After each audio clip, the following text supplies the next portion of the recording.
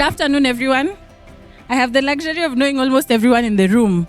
So as Franklin comes to moderate his session, I want to hear, what does inclusive sustainable development mean for you? All people, regardless of their upbringing, their age, their color, their sex, whether they come from urban areas, so the state of the urbanization within their environment, the development that we aspire caters for each of those categories. I don't have greater variance from what Damien had said, but two key things on sustainable development for me would be that the development is responsive to the needs of every category of persons, responsive. And then secondly is that the voice and the voice of everyone is involved in the decision-making process. You consult widely on the decision-making process, whether it's in development programs, and then have those programs be designed in a way that is responsive to the needs of people. Thank you. Thank you. So development that is responsive to the needs of the people. And how many of you have engaged in democratic processes within your communities, whether it's voting or public participation, a baraza by the chief, a meeting by the MCA? How many of you have engaged in those discussions within your communities? So for me, I come from Kitui County, and it's always good actually to start from where you started. For me, inclusive sustainable development is an aspect of leaving no one behind, and especially the young voices, the young people. For me, inclusive, first of all, means is everyone who's supposed to be in the know, knowing. That's first. And then number two, what do they do with that knowledge?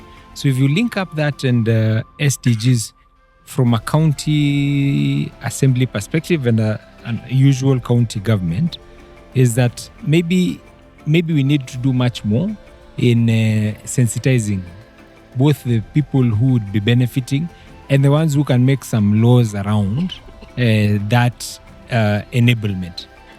What inclusive sustainable development looks like to me is having, in respect to young people, is having young people at the center of decision making and ensuring that we are not profiled as people who just get to be involved for tokenistic purposes, but because our voice matters just as much.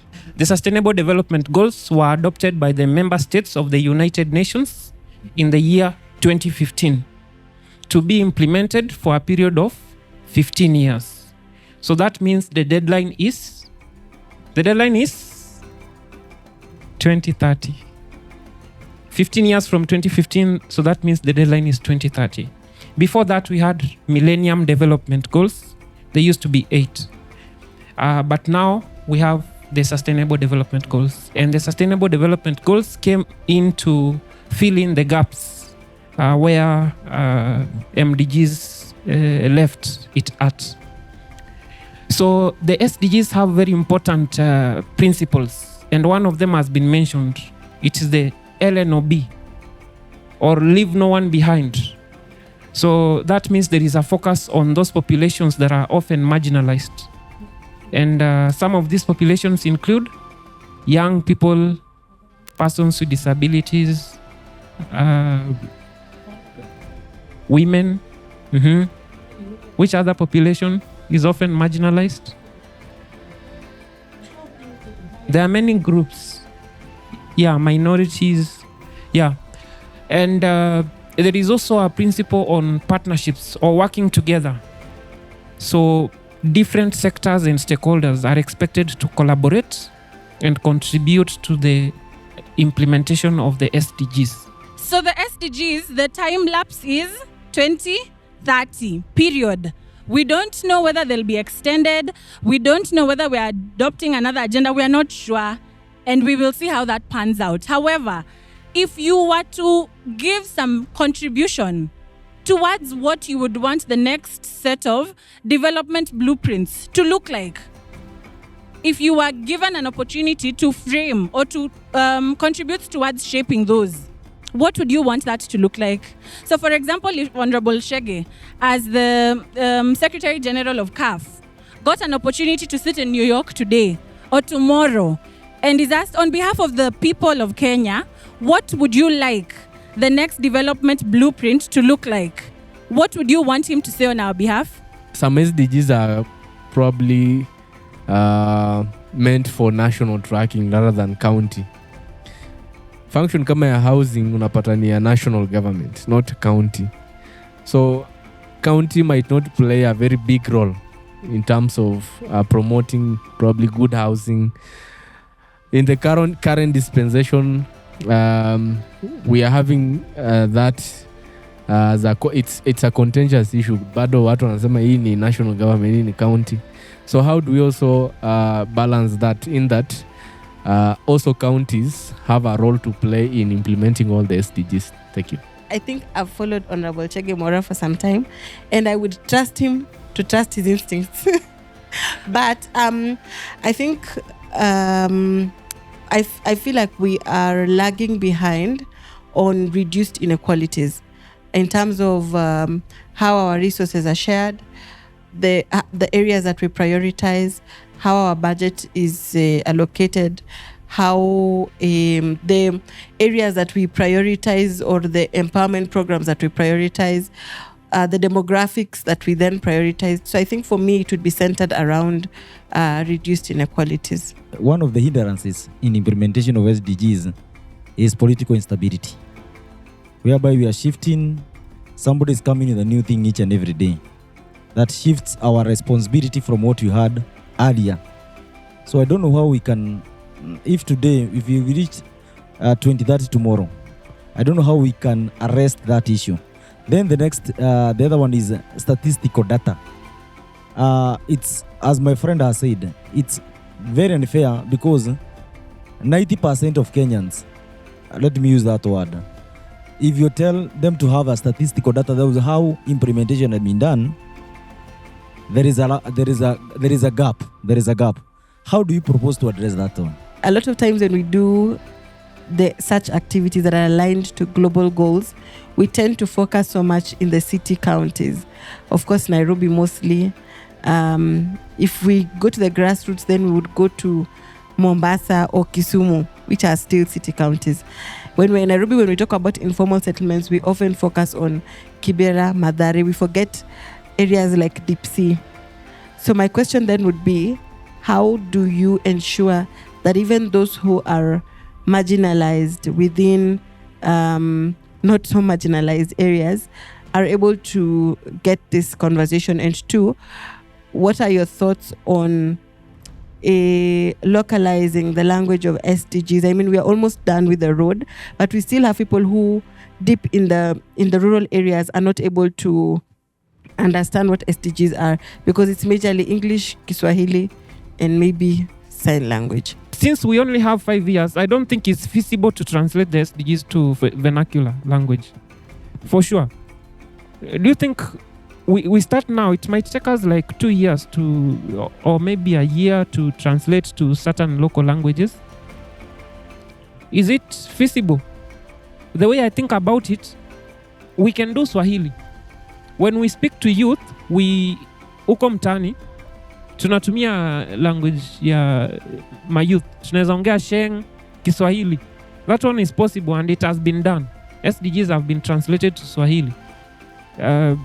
So for me, we'll continue using English and Swahili, but I know it might marginalize people who speak vernacular mostly and do not speak Swahili really. And again, I think if you put SDGs in the curriculum, and 2030 is almost here, and you know how long curriculums take to change, again, I don't see it being feasible. Rather, we should take an approach whereby we put aspects of sustainable development, like aspects which are covered in the SDGs, we can put them in the curriculum. Like, for example, issues of climate action, issues of peace, justice, and strong institutions, good health and well-being, and in that kind of approach, I'm sure we can be able to sustainably put it in our curriculum, and also contribute to development in the short term and in the long term.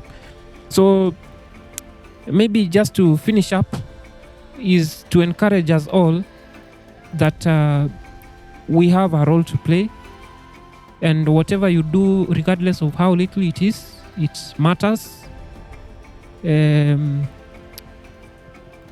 Keep going, keep getting up, getting out, and getting going, and do what needs to be done. And sometimes, especially if you're a leader in charge of various people, organizations, or even the counties, you'll need to take that responsibility to ensure that you empower your people, your organizations, your counties to be able to grow with you. Yeah. I would have told you the SDGs in Swahili. Do you think that is feasible? No. Like I can tell you, like, for example, how the SDGs have been translated to Swahili. We can do it together. So for the first SDG, it is no poverty. Hakuna umaskini. Ya pili ni hakuna njaa. Ya tatu, afya na hali bora. Ya nne, elimu bora. Ya tano, usawa wa kijinsia. Ya sita, maji safi na usafi. Ya saba, kawi safi na nafuu. Ya nane, ajira stahifu na ukuaji wa uchumi. Ya tisa, viwanda, ubunifu na miundombinu, industry, innovation and infrastructure. Ya 10, reduced inequalities, kupunguza tofauti. Ya 11, miji na jamii stahifu, sustainable cities and communities. Number 12, matumizi na uzalishaji bora, responsible consumption and production. Number 13, climate action, hatua kwa mazingira. Number 14, uhai majini, life below water. Number 15, uhai kwenye ardhi, life on land.